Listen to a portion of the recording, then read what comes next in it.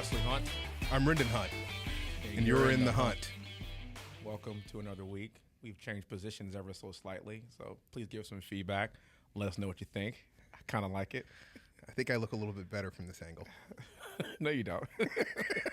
It's impossible. It's in my head. I'll perform better because I believe that I look better. And you know, that's true. And that will be a topic, actually, here probably the next couple of weeks. Good idea. Yeah. So this week, it's a nice sports coat you have on, by the way. Rendon, I tell you what, man, I do my best. You look wonderful. As do you. Well, thank you. As after you made fun of my pants for being mafia pants. Okay, so you've seen the movie Casino. Okay. Hey man, nice mafia pants. Oh, I appreciate that. Yeah, well, hey, I do what I can. I do what I can. But they do look like Robert De Niro's pants in Casino. Those guys were known to go to haberdasheries from now and then. That's funny. Quick aside on that. We were talking about Harry Truman. We were talking about Harry Truman the other day, which of course is a normal course of conversation for us to be talking about Harry Truman, one of my favorite presidents, by the way. Yeah. And his David McCullough biography is fantastic. And I read a lot. We were talking about Harry Truman, and I had told Wesley, I said, yeah, Harry Truman, he actually used to own a haberdashery. I was like, what's a haberdashery? Don't say exactly what I said. Clean up. Don't say exactly what I said. Cliff's Notes version, he said, what is a haberdashery? There were probably some other words that were thrown in there, but what is a haberdashery? I said, it's a men's clothier, right? Well, why didn't you just say that? Thanks. Thanks. That's all I was wondering. That's all I wanted to know. Yeah, I didn't have to hear that. Oh, yeah. So this week we're going to be talking about the importance of taking ownership and taking ownership of who you are, your behavior, what you say, and what you do. And we're going to kick the show off today with talking about our dear friend Hunter Biden. Hunter Biden is in the news. That was sarcasm. Okay. That was sarcasm. Proceed. He would be Nino Brown's good friend, I tell you that. I like that. That's good. That's good. He would be. Yeah, that's good. Google Nino Brown. And he's in the news today because he sent out a series of text messages using the N-word. And he was using this in an interesting context between a conversation and an exchange between he and his lawyer. And I'm not going to get into it. Just Google what it is, and you could read the transaction. But the issue that I have with this is now we have now gone a couple of days. We've heard nothing but silence. Even the president himself hasn't spoke about it. And this is literally a couple of days after we are talking about racial injustice and racial strife in this country, what happened in Tulsa some 100 years ago. And this is the president of the United States talking about what happened and some of the checkered past that we've seen in our history. And literally a few days later, a text message is released of his son using the N-word. So you're a better man than me. You said we're not going to get into it. You might not get into it. I will.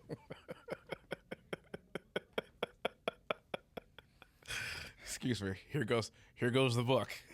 Y'all in trouble. So some of the text messages that Hunter Biden sent to his white attorney in Chicago. Oh, man. You're right. I was trying to be nice about it, but. So, first of all, before I delve into what those text messages say, the commonality by which he uses the N-word and the frivolousness by which he uses the N-word is very concerning to me. Because this ain't his first time he said that. So let's just get into it. No. You're right. Yeah. This is not his first rodeo. Yeah. So he was sending his attorney a note that said, "How much do I owe you? Because N-word, you better not be charging me Hennessy rates." That's a little racist. By a little racist, I mean a lot of racist. Really racist. Now I will say this. Black people do like Hennessy. You can't get around this. I'm not trying to. Let me finish. White people like Hennessy too. Hennessy didn't make a market by just selling to black people. That's all I'm saying. It's true. It's a true statement. Then, in a couple of other text messages further down this train of these highly bizarre text messages, he has one time where he says, "True dat, N-word." Yeah. OMG N-word. Yeah. He refers to his white attorney and says, "You only like me because I'm black." This is a part of this guy's lexicon. Yeah. He also had a meme on this laptop that had all of these things. We've all seen this meme, though. We've seen the meme, but it was Obama. Obama was saying, "Gonna miss you, man." Joe Biden, his father, then says, "Can I say it just once?" Obama says, "Go ahead." Joe says, "You my N-word, Barack." This is so bad. Wow. And just so that I get it right, how really surprised am I about this? Well, you're not, Rendon, because it's Hunter Biden and it's his behavior. This is not he got kicked out of the Army for a reason. This is not his first rodeo. Navy. The Navy for a reason. This is not his first rodeo of buffoonery. You guys don't get credit for kicking him out. We do. Okay. I tried. Yeah. This is the same guy whose dad said, if you have a hard time figuring out whether you're for me or Trump, you ain't black. Yeah. Same person. How far does the fruit fall from the tree? Not far at all. Not far at all. He's one of the godfathers of the crime bill. Not far at all. And when we talk about taking accountability, Uncle Joe Crime Bill Biden. Yeah. Let's just call it what it is. And we talked about this on this show ad nauseum. I just really have a problem with this. Is what I really wanted to get to, and I'm glad you actually went to the details of it because I appreciate it now. I wasn't going to go that deep into it, but I'm glad you did because I really do. I think you're right. People need to hear it because here's what I forget: the media is censoring this. Yep. So you're right. I'm glad you actually read exactly what it was. Because if this were a Republican president's child that was behaving like this, I don't care how erratic his background was, this would be front page news on everything. And this story is getting buried. And that's my problem. And if you're going to be the party of canceling literally everything, even transgressions that happened 30, 40, 50 years ago by people, this happened in 2018. And 2019. And 2019. And this is recent. This is a grown man. We're not talking about George W. Bush got a DUI when he was in college. We're not talking about that. Yeah. We're talking about a grown man. Yeah, we're not talking about Kavanaugh liking beer. Yeah, but a grown man. I like beer. I still like I still like beer. We're talking about a grown man who is was the son of a vice president for 8 years. Yeah. Board member at certain places. Yeah. And he's still speaking like this? It's absurd. Where you at, guys? It's absurd. Why are we not calling these guys out? No. And also, where is the leader of the free world not denouncing his son at this point? Immediately. I'm not saying you have to disown him. What I am saying is you need to address that. This is wrong. He is my son, and this is wrong. I accept responsibility to a certain extent of this. He's not. Look, I'm not saying those words, so I can't take full responsibility of it. No. But guess what? Is it Hunter's fault that he is the son of a vice president and now a president? It's not. Is it his fault that he's been under the scrutiny probably for his entire life? It's not. Has it probably screwed him up a little bit? Guess what? Heavy is the head. And if you're Joe Biden, police your ranks. That is your child. Yeah. And the thing that destroyed me in this whole thing, as I read that, because the hurtful part of it for me is the level of casuality. It was cavalier. It was just cavalier. That it was completely normal for him to write like this to somebody. Mm-hmm. Completely normal, unaccountable, and completely normal. Mm-hmm. And once again, we say this all the time. I would say this about a Republican. I would say this about an independent. You got to be kidding me. Yeah. This is highly offensive. Come on, man. It's very racist. Come on, man. Come on, man. It's malarkey, man. Yeah. You know, Joe Biden has business just having a press conference and saying this. Just if he just said this, I actually would forgive it all. Hunter, what my son did, come on, man. Come on, man. That was malarkey. Come on, man.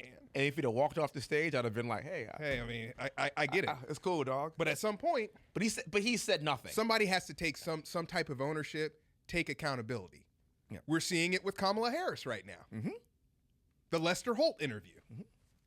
When asked specifically, well, are you going to go to the board? Well, hey, I haven't been to Europe. Like, whoa. Are you who has been ordained to be in charge of the border crisis going to go lead and visit the border? I haven't been to Europe. That's in West Point. We used to call that passing the buck. Remember that? Yeah. We call that deflecting. That's a direct question. And by the way, you're embarrassed because you should have gone a long time ago. Yeah. And This fix is it. now- Take accountability now and fix it and go. fix it. You don't want to go now because you know that now it's so much scrutiny behind this, and it's now being now it's being so politicized that if you go, that's an omission of me being wrong for not going for the last now 77 days. Yeah. That's ridiculous. Or going when you're a candidate. Oh. Did she did go when she was a candidate, right? Because at that time the political scene was the kids in cages jargon. So it was politically expedient for her to go then. That's why. And so now you're gonna deflect by saying I haven't been to Europe either. Well, you haven't been to Europe. You haven't been to Asia. You haven't been to Africa. I mean, how many countries have you not been to? And who cares what countries you haven't been to? You're You not in haven't been charge to- of the border of that you're taking care of. You're not the person who's overseeing the border crisis in At the any D- of those countries. At the DMZ, right? Yeah, I haven't been to South Korea. mean, so- You're not in charge of DMZ, so So why would you go to South Korea? were put in charge What of are you this. talking about? And that's a lack of ability to take ownership. Mm-hmm. We see this in culture so much. And it's not only taking ownership for the successes, but it's taking ownership for the failures as well. So you and I, what I think we have a pretty good have a pretty good view on this, on presidencies, because what happens is this: if you like a president and then that person is no longer the president, then we get a new president. It's our nature to take the good attributes of the past president, or if you like the new one, or you like the past one, take their good attributes and then attribute it to that person. If you like your doctor, you can keep your doctor. But if you don't like the attributes of that person, then you blame the other guy. Sure. So you and I have actually a pretty good rule on this. Yeah. When you become the president, from day one, you got about 30 to 60 days to get settled. I'll give you that. And then you own it. That's it. It's yours. The good, the bad, the ugly, the economy, the border, the stock market, whatever the case might The be. highest inflation in 13 years. You don't get to then say, well, it's Trump's fault. Well, and then Trump can say, well, it's Obama's fault. And then Obama says, No. well, and the next thing you know, we're back to it's George Washington's fault that we have inflation. Harry S. Truman. It's the ridiculous. buck stops here. Once you take control, that's where it stops. The heavy is the head. You are responsible for the good. You are responsible for the bad. You don't get to pass the buck. Oh. And I want people to hear that because I think that's the standard that it should. That should be the standard that we view this by. Absolutely. Because for those people that just could not stand President Trump, and we had a pretty good economy under President Trump. Now we are saying this. Well, we only have a good economy, then that's because of Trump. No. The president There are now, new policies. There are There are things that are. the president now. This is his baby. That's it. And I was also willing to give President Trump credit for building the economy. And no, you don't get to say, well, he's just growing it on the heels of Barack Obama. No. So he's a president now. Yeah. So he has 4 to 8 years that he gets credit for it. Yeah. That's it. Yeah. And here's the thing. If that's your standard and that's the uniform standard, it's the word that you know I love more than any other word. Consistency. Yes, it's sweet nectar to my ears. Say it one more time. Consistency. Because if we're going to say we're going to use a 2-year rule, it's 2 years past this person and not 2 years past this person. It's like, no. No. Consistency. No. You don't get to blame that. No.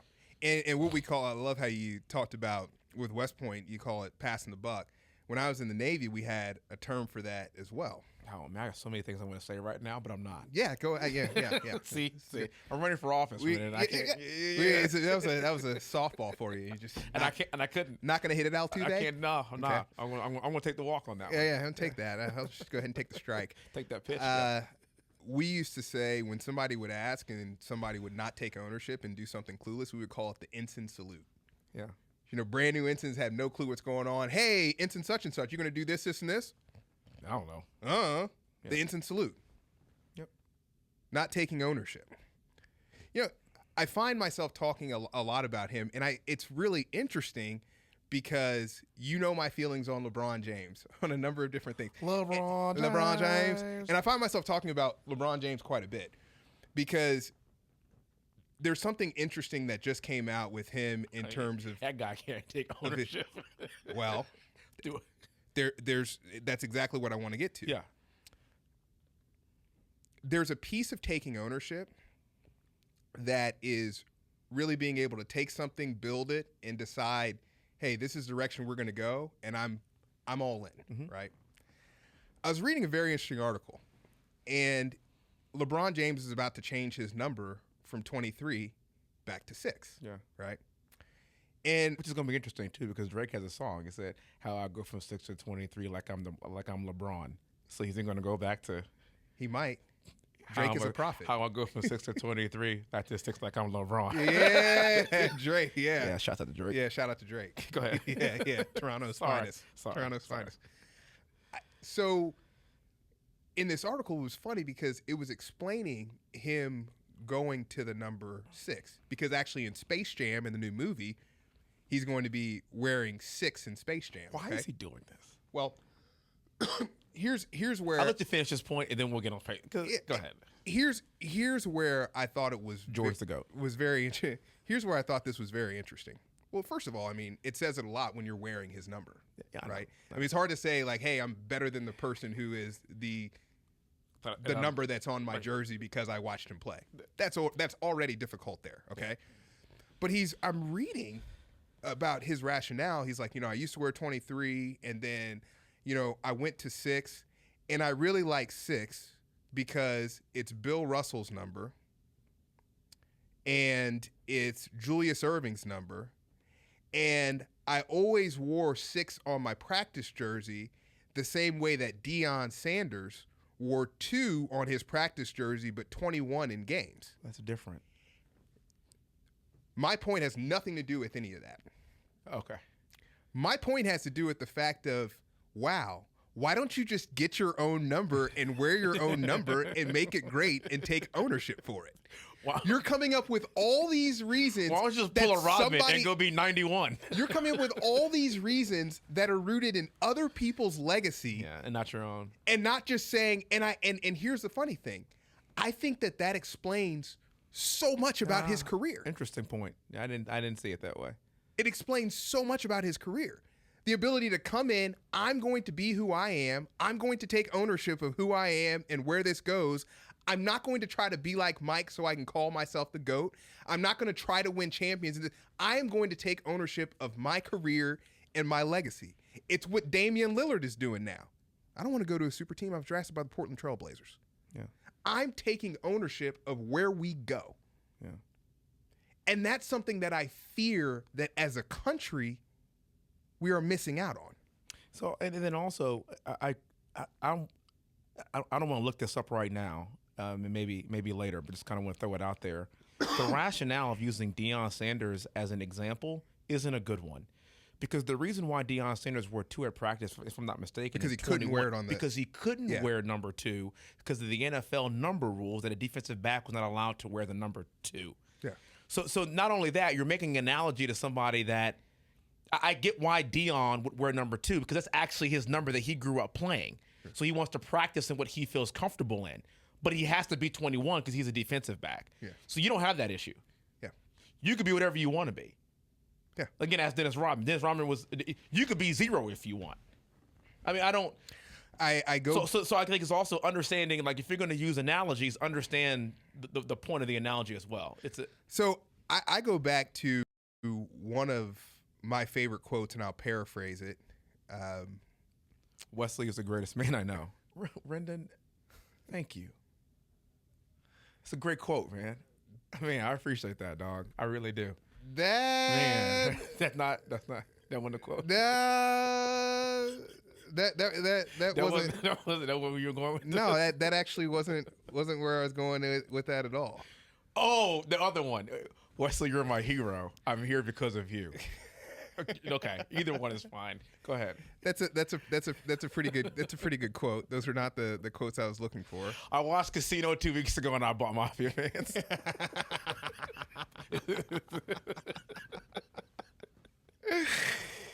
You know,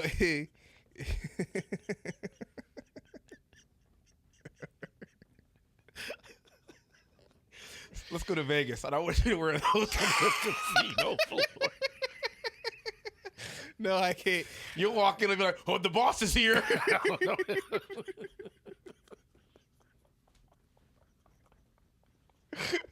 No, I can't go to Vegas in these. They'll think I work there, man. If I start winning too much money, they might tackle me, man. Yeah, and I paraphrase it. Whatever you do, be the best and take ownership. Yeah. Mm-hmm. Yeah. Yeah. Be the best at what you do, or try to be the best at what you do. Yeah. And I think that, and we've talked about this from time to time, it's the whole idea that we are so hyped up on trying to be fraudulent versions of other people that we forget what it's like to be authentic versions of ourselves. Mm-hmm. Like, we're trying so hard to be Julius Erving or Bill Russell or Michael Jordan. It's like, man, you know what would have been better than all of those? If you would have just decided to be LeBron James. Yeah. And that's how I feel about so many people. Another one of my favorite quotes, and I'll paraphrase this one, Pablo Picasso. Mm-hmm. The paraphrase quote is, my mother told me that if I became a priest, I would have become a pope. If I would have gone into the army and become a soldier, I would have become a general. So I decided to paint, and I became Picasso. Pablo Picasso. Yep. Awesome quote. One of my favorites. And I became Picasso. One of my favorites. Right? And so it's this idea of how can you be the person that you want to be, but being authentically that version of it, and then taking ownership for it. So it was like, no guarantee that Picasso was going to be a successful painter. So it's like us even taking ownership, or, taking ownership of who we are, what we believe, and where we come from, and being able to rationalize both, politically and socially how we view the world. It's taking ownership and understand that, we are Republicans. Yeah. Okay. I own that. We own that. We own that from the standpoint in the sense of understanding that we as black people are not monolithic. We all Please say that one more time. We as black people are not monolithic. Yeah. We all have not had the exact same experiences just because we're black. Have we had similar experiences? Sure. Are there always cultural similarities? Of course there are, and we understand and recognize those things very well. However, we are all not supposed to be a part of the same party and think the same way and live in the same neighborhoods, because that's not our experiences as a whole. And those people that are willing to pigeonhole us into those boxes, shame on you. What I'm discovering is this. It's not even that black people think that we should be monolithic.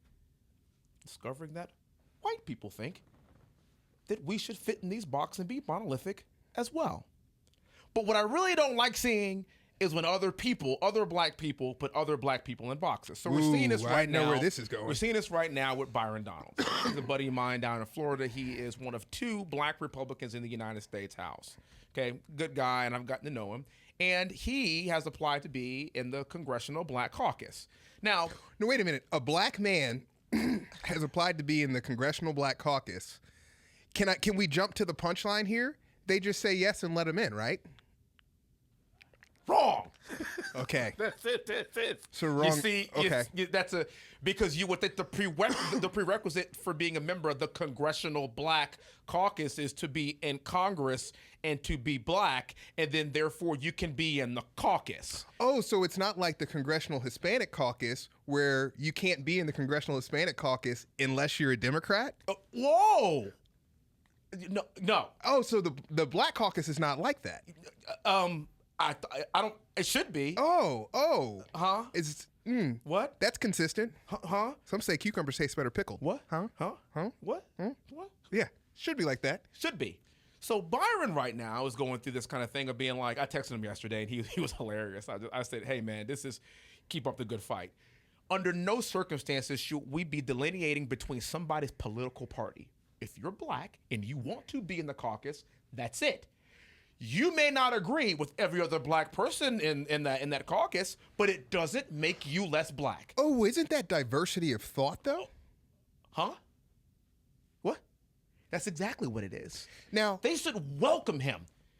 This shouldn't even be an issue. It should be like, no, come on. No, if you're black and you're and you want to be in this caucus, look, you may have some difficult conversations.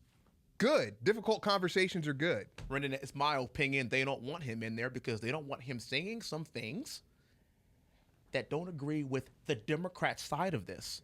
So they're literally willing to put party over race. To put party over race because you don't agree with another black man's policies? And you know what's horrible? Cool story. You know what's horrible about this? This is new and it's evolved. Yeah. Because in 2010, Tim Scott was offered an opportunity to be in the Congressional Black Caucus. Yeah. He said no, but he was offered an opportunity. Because at least in 2010, the Congressional Black Caucus realized that, we have a black man in the Senate. It would probably be really good to get his perspective on things because we are, by name, the Congressional Black Caucus. Hot damn, Brendan. And then in 2015, Mia Love out of Utah, yes, when she was in office, she was a member of the Congressional Black Caucus. So Mia Love is black.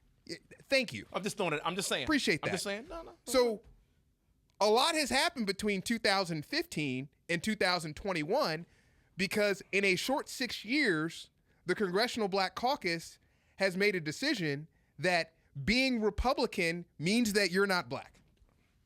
But where'd they get that from? Their leader. That's what Biden said. Wait a minute. Did he say, then you ain't black? Wow. It's amazing how leadership rolls downhill.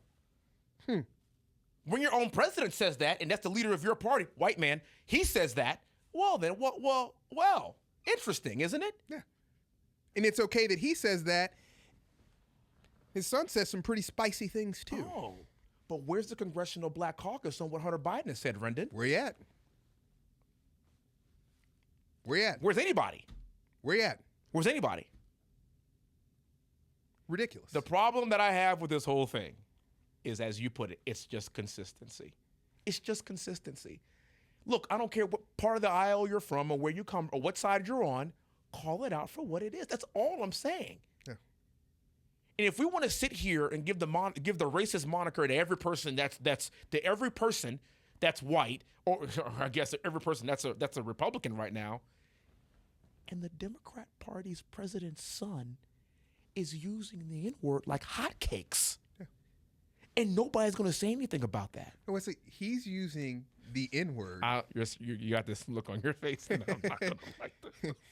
He's using the N-word that it's literally like bro. Yeah. That's how he's using it. You know, he's using the N-word like he's Snoop Dogg. He's using the N-word like a rapper. I tell you something, Hunter. You can't do it, buddy. That's not how it works. No.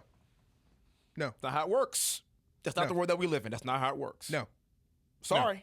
You can't do it. That's the world. You can't do it. Yeah. Yes, I am offended by it. No, I'm not going to shut up and not say anything about it. There you go. There you go.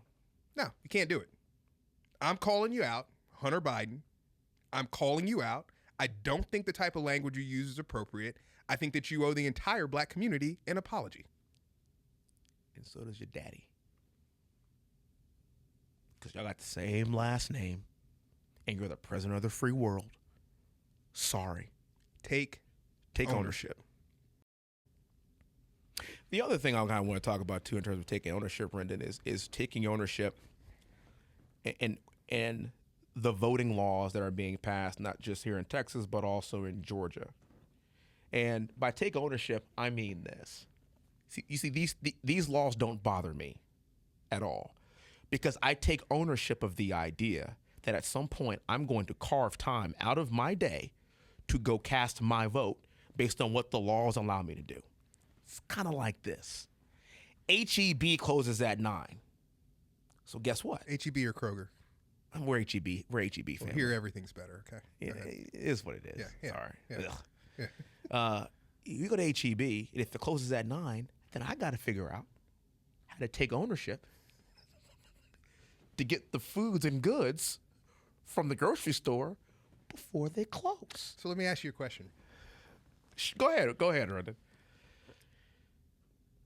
If I am a non-black person, okay, who works at H-E-B, okay, and you walk up at 9:10 to get groceries, Okay. and I don't let you in because we're already closed, Yeah.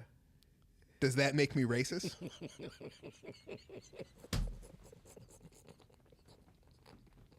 Not. It's a real it's a real question. It's a totally fair Because question. in 2021, it's like, well, that person's racist. They didn't even let me in the.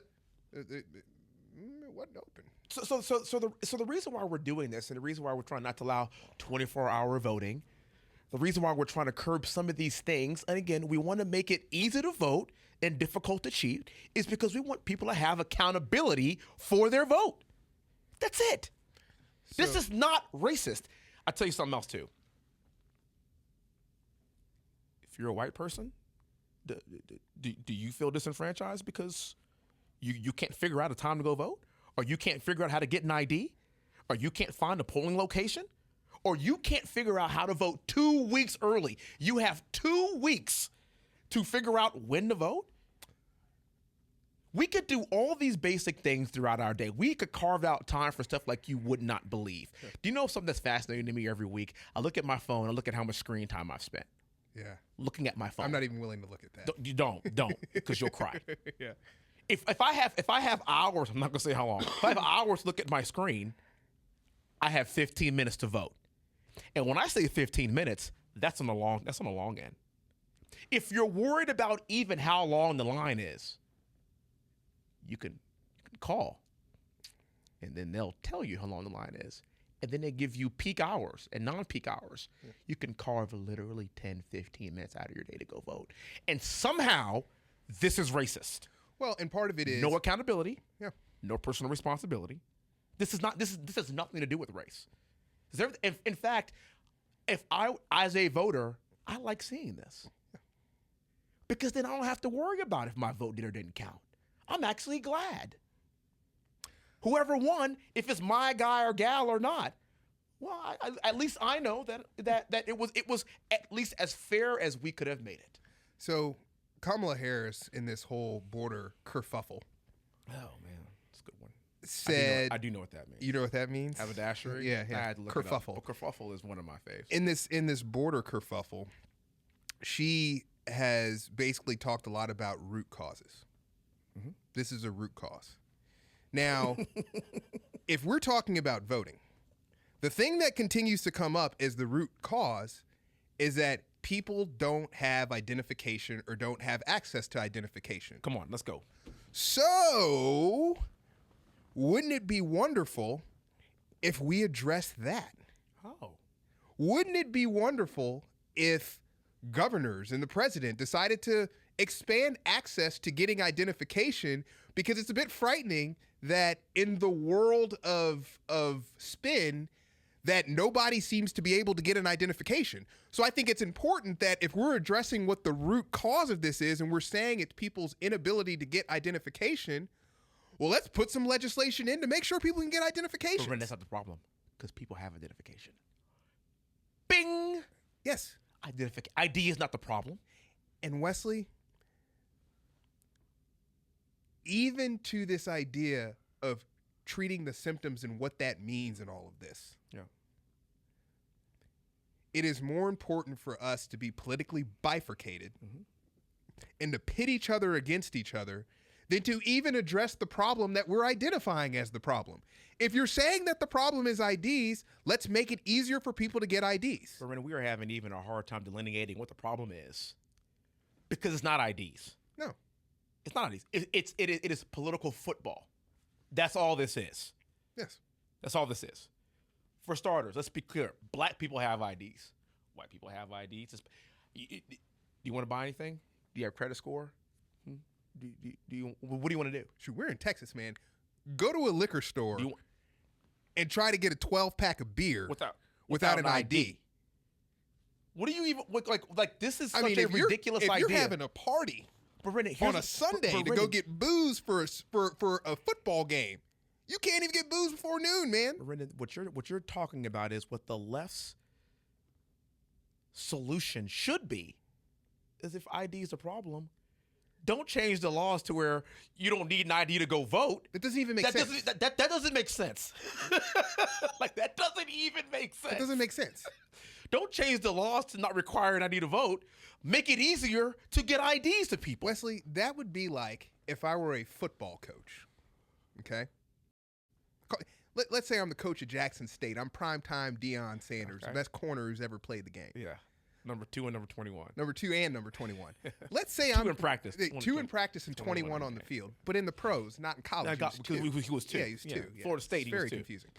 Yeah. So let's say that I'm Coach Primetime Sanders of Jackson State. And I'm watching a cornerback get repeatedly burned on a route. Mm-hmm. Just burned. Mm-hmm. Toasted. Burnt. Okay? Burnt. Crispy. Okay.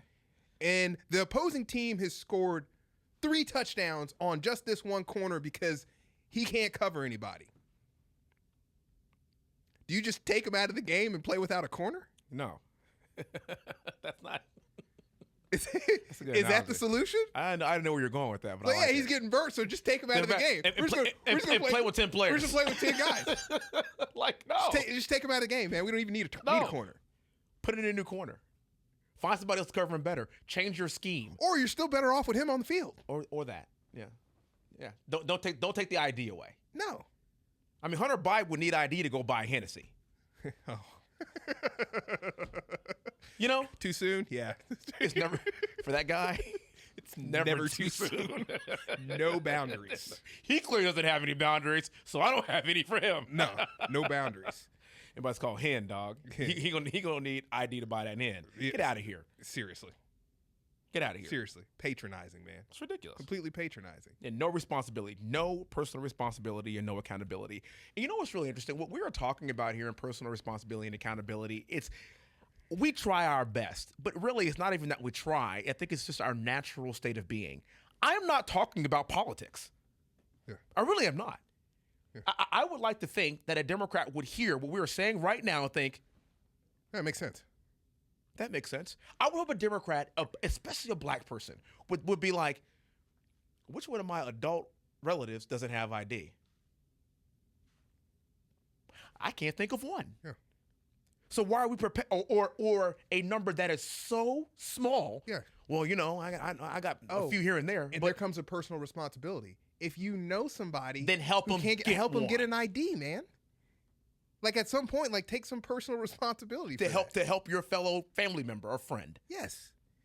You know, don't just then say, see, that's racist because now he can't vote because he doesn't have an ID. No, help him figure it out. Help him get an ID.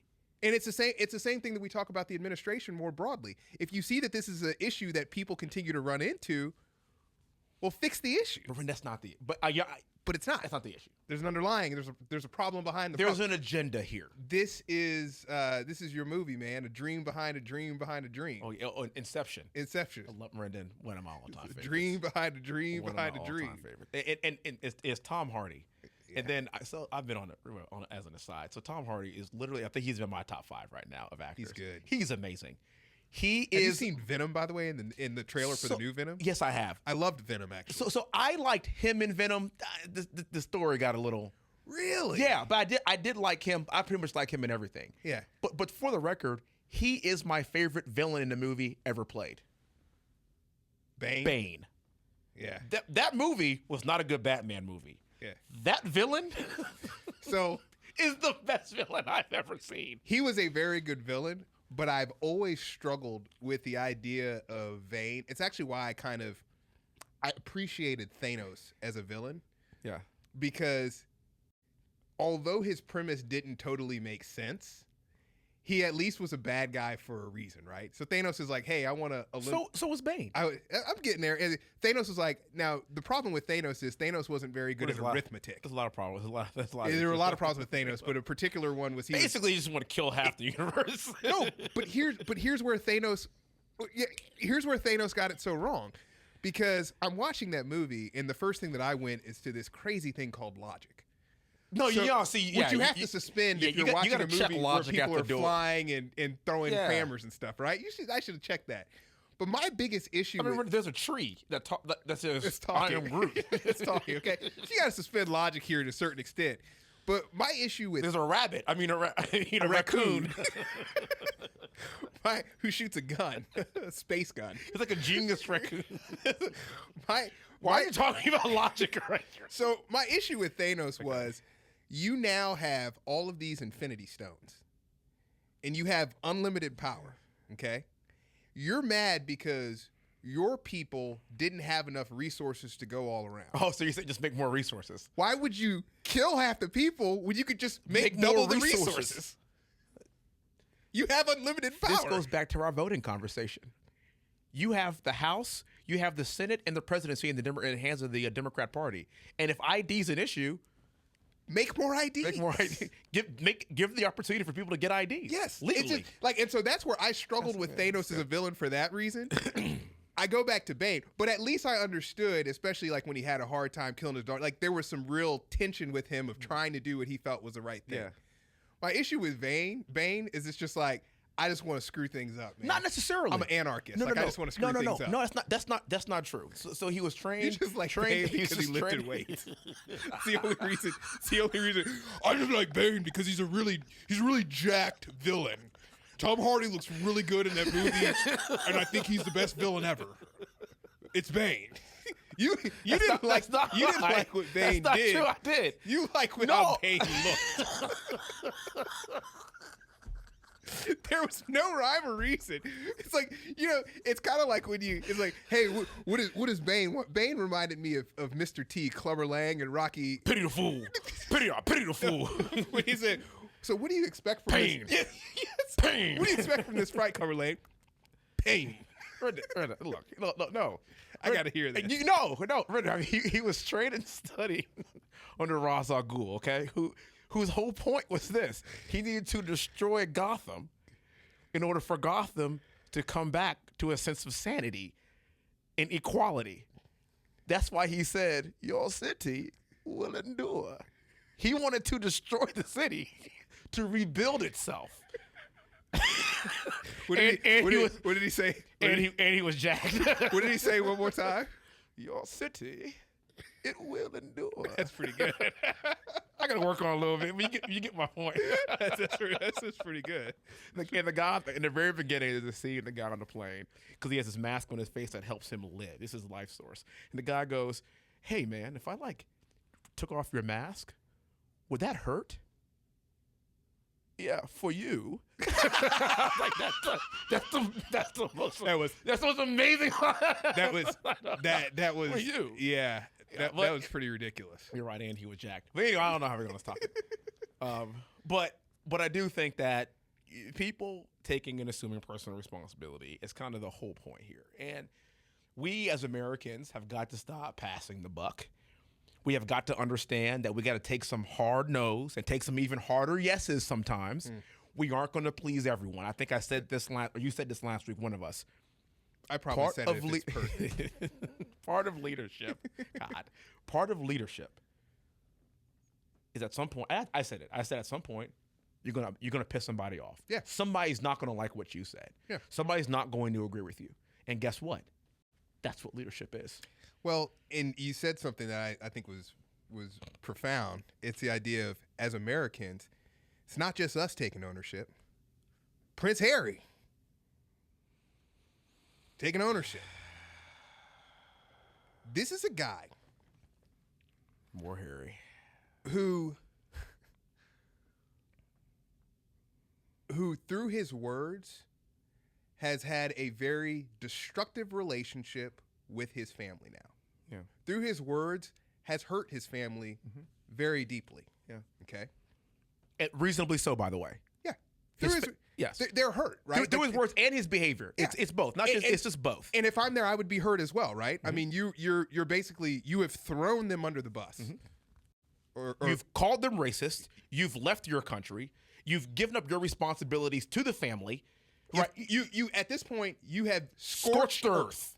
That's it. You have burned the boats and the bridges. You've thrown them under the bus, okay? And then, after throwing them under the bus, you have a baby. Congratulations, by the way.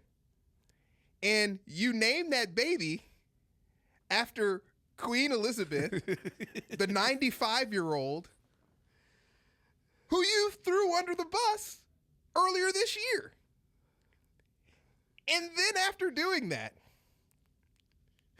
you get upset and sue news sources because they have reported, which you believe is false, that you didn't consult her in order to use the name. So you've sued news sources before for things that they've said. But here's the thing that gets me. What about the personal responsibility? Yeah, personal responsibility has nothing to do with the last few years. The personal responsibility has nothing to do with you deciding that, well, I'm going to use this name and I can't believe news sources are saying this. The reason why they are jumping on you is because you have spent the better part of the last 5 months talking trash about your family. Yeah. They're not jumping on you because it's random. You don't see them jumping on your brother. It's because you have red hair. Like, they're not jumping on you for no reason. Yeah. They're jumping on you because you have said things that are you said things that are extremely insulting to your family, and then you bestow this honor, which look, name your child whatever you want to. You've bestowed this honor, but don't act surprised when people are upset about it. Like, don't don't act like this. The last year hasn't happened. You did this to yourself. Yeah. You did this to yourself. Yeah. And it's the idea of being able to take ownership. And part of me doesn't even believe that he as an individual is even capable of taking ownership. Yeah. And maybe that's part of the upbringing. That's part of the privilege. That's part of the privilege. Of not having the ability to take ownership and say, like, maybe people are saying things about me.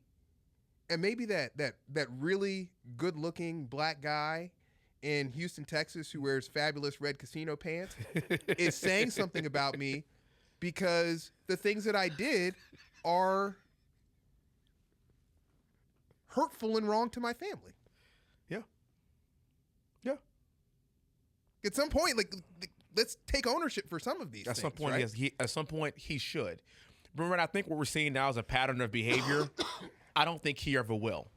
No, I don't. However, over time and under the scrutiny that he's going to continue to bring on himself, he's going to learn a little bit. Yeah. He's going to learn a little bit. And you can hang out with all your Hollywood friends, and they're going to tell you how great you are. They're going to tell you how cool you are and that it's okay. They're not your family. And they're not your family. They are not your family. They are not your blood. Yeah. And you can stay at Tyler Perry's house and have interviews with Oprah and name your child whatever you want. They're not your family. And I feel for him because, and this goes back to what we were talking about. I don't. I'll tell you why I say I feel for him. I feel for him because I don't think that he understands what he's destroyed. And by the time he understands it, I fear it will be too late. I don't want anybody to lose a connection. I don't feel bad for him. He's almost 40 years old. He got married late in life. He got married a couple of years ago in your late 30s. You're a grown man. Yeah. Making grown man decisions at this point. I don't feel bad for him because of the choice he's made. I feel bad for him from a humanity standpoint.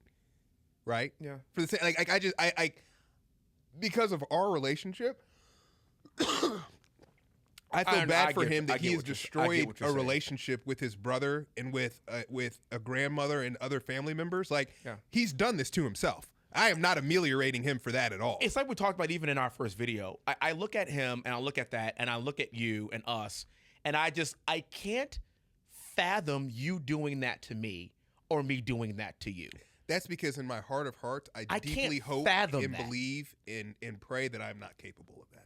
See, and that's me too, Rendon.